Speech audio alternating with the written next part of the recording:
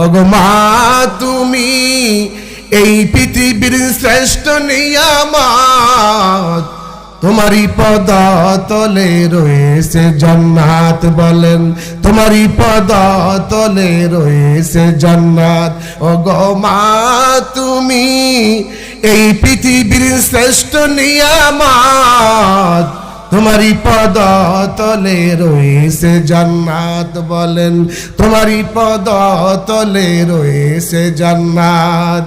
এই পৃথিবী থাকতো ওগো ফুল পাখিহীন, এই পৃথিবী থাকতো ওগো মায়া মমহীন, যদি না পেত তোমার মায়ারি হাত, যদি না পেত তোমার মায়ারি হাত।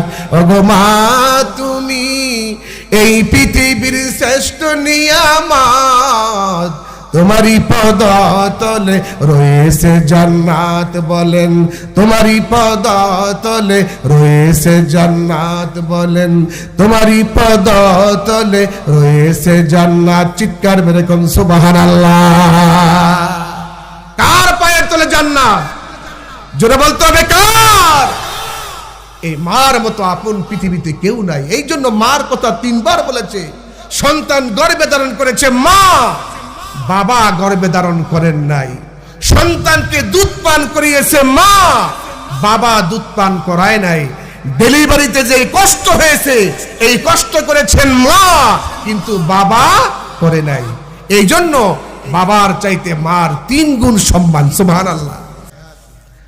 অধ্যকার আজকের এই মাহফিলের প্রধান বক্তা, দীর্ঘদিন পর্যন্ত যিনি কারাগারে ছিলেন, জালেমের জুলুম থেকে মুক্তি পেয়ে আজকে আমাদের এই মঞ্চে আলোচনা করবেন সারা বাংলার সুললিত কণ্ঠস্বর মুজাহিদে মিল্লাত হযরতুল আল্লাম মাওলানা মুফতি আমির হামজা সাহেব মাদ্দাজিল্লুহুল আলী বারাকাল্লাহু ফি হায়াতি। তিনি আসতেছেন, আমার পরেই তিনি